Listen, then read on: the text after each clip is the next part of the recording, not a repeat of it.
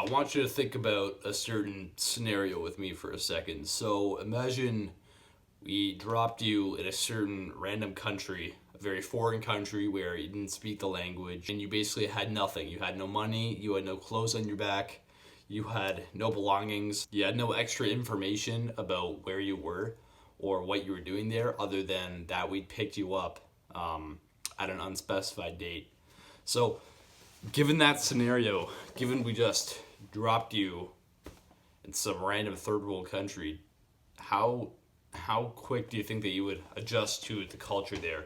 How fast do you think that you would learn their language? How fast would you find some way to meet your human needs? How much would you grow in that time period that you would spend there? So I use that example because today I'm going to show you why chaos and change and uncertainty is a very powerful tool for growth if you really think about it and if you apply that to your life. So we all know that the life of an ordinary person, no matter where you are, who you are, what you're doing, the life of an ordinary person is marked by monotony and a lack of change, a lack of risk, a lack of challenge. That is, in fact, what makes almost anyone ordinary by definition.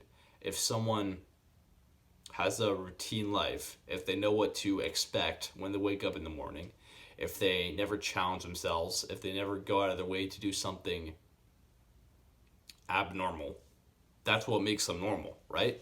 But if you constantly challenge yourself, if you constantly push your limits and makes the stakes higher and take a lot of risk within your life, you are then by definition abnormal. So why do most people live a monotonous life? Well, they tend to avoid change and challenging themselves and taking risks out of fear of what they could lose, the fear of change itself. They might fear the judgment of others or fear failure and the repercussions that come with failure, or the fear of the unknown even. The first step to using change and extreme obstacles to overcome barriers within your life is to realize that it's essential in order to get extreme results, right? You need extreme effort and extreme stakes in order to get extreme results. We have to set unreasonably reasonable goals to see significant growth. This is comparable to the phenomena of growing pains, where as a kid develops and starts their growth spurt during puberty, basically their bones start to grow at a very rapid rate, right? Their entire body starts to grow like super rapidly, and basically what happens is their own bones start to like ache and hurt because they're growing so fast, and it's like something the body's not really used to. But that ache is essential for growth, and that growth, like I'm going to cover later, is essential for life. We love predictability so much as humans. We live such normal lives and predictable lives and monotonous lives as humans because we are conditioned to do so because of our survival mechanisms, right? We have to have a predictable schedule in order to guarantee our survival. Having a consistent, normal life takes away just one factor that we have to worry about in order to guarantee our survival, right? Let's imagine a caveman, for example, who, if he doesn't get all of his work done during the day, is going to get eaten by like a raptor or some kind of carnivorous animal during the night, right? He has to organize his day. He has to get a schedule. He has to make his day more predictable in order for him to not get eaten, right? So he can go hunting during the day and not at night when it's far too dangerous to do so. So again, we are hardwired to give ourselves basically normal, predictable lives in order to guarantee our survival. But then again, we have such a luxurious society today that our survival really isn't that much of a concern. So we can necessarily introduce the risk of more chaos, of more risk itself within our lives without suffering extreme repercussions like we would experience if we had tried to make our lives more risky, say in the Middle Ages or something like that, because modern society in and of itself has so many safety nets that we could fall back on if we ever fail, right? A guy named First Man says this a lot, that the only alternative to failure and attempting something is just living a normal life. So either way, you're not going to live in misery if you try and pursue greatness, right? The worst thing that's going to happen is that you just live a normal life like anyone else. So keep that in mind when you're trying to pursue success in certain things. So the fast track to getting change within your life is to constantly reevaluate your life and your actions, and to find out what you're doing and why you're doing it, of journaling about it basically. So if one of my goals is to make 10K per month in 2 years from now, then I'm going to journal about why I want money in the first place. Now, that might be a tough question to ask yourself, but me personally, I want money because it's going to give me the freedom to travel, to buy whatever I want, to eat whatever I want, to do whatever I want, basically. And that's very appealing to me. Now, why do I want to be able to do whatever I want with my time? Well, because I'm just a very independent person. I'm a very freedom-minded person. I take my personal autonomy and my ability to go out and do stuff on my own very seriously, as well as with other people. But I love the idea of me basically having enough money to be able to do anything and not being bound by finances as a limit for my life, basically. So your actionable step for this video is to think of all the current goals you have and to get to the bottom of your motivation for having them. So I always use the rich person analogy, right? Like, why do I want to get rich? Because freedom. Why do I want freedom? Because I like it, right? But you can also do this with your goals for the gym. You can use this with your goals for relationships. Like, why do you want a woman? Be honest. You can also use this with your goals for mindfulness, productivity, anything like that. You have to get to the bottom of your human motivation for doing certain things and for pursuing certain things. So yeah, that's your actual step. Go ahead and pause this video and journal about why exactly you want what you want out of life, right?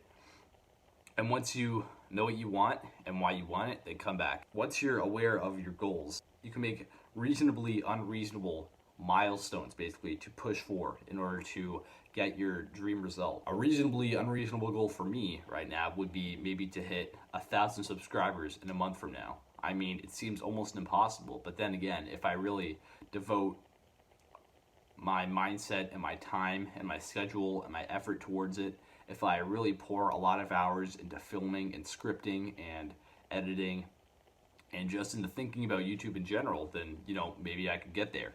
So that's one example of a reasonably unreasonable goal that is going to challenge me, but is also going to seem within the realms of possibility to me now, right?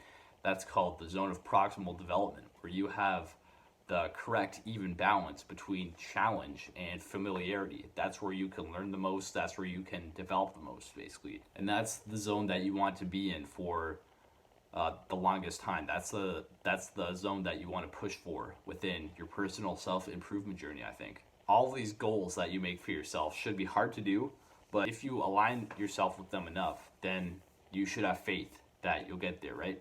Because faith is so important when you're achieving these goals, because if you have no faith, then you're not even going to try. You have to think that the mission is achievable before you even start out on the mission. So how do you increase faith, I think, is another good question. And well, to that, I would say affirmations, gratitude journaling, prayer if you're religious, if you're theistic, if you think there's a God, like I do. I mean, I'm not here to preach at you, but prayer can definitely work for having faith in general to achieve your goals. I mean, you don't want to ask your God like he's Santa Claus, right? You don't want to just give him a whole laundry list of things that you want him to give you just because you're so good and you deserve them. That's not how you want to do it. You want to humbly request things of your God in a spirit of faith, right? That's kind of the basis for Christian prayer, right? We don't do it because we're so good. We don't do it because, or at least as Protestants, we don't do it because we earned our faith. We do it because Jesus earned our faith for us out of grace, right? So it's such a gift that we can communicate with God, and we use that gift wisely by asking for the things that are truly meaningful in life, right? So just keep that in mind if you are religious like me. The last point I want to cover is that change really is the only proof of life. Change is life. Think of an apple tree, right? An apple tree starts out life as what? An apple seed. And you got to plant that seed, and you got to watch it grow into a little sprig, a little sprouted sapling, and then eventually that grows into like a little tree, which grows into a bigger tree, which grows into the whole big apple tree, which can spread out its branches and it can give fruit, right? Apples. It can make shade with its branches. It can give a home to bees to make one of their nests within its stump. It can give nests to birds who roost within its branches. It can make the land more fertile. All of this. That's all that an apple tree should become.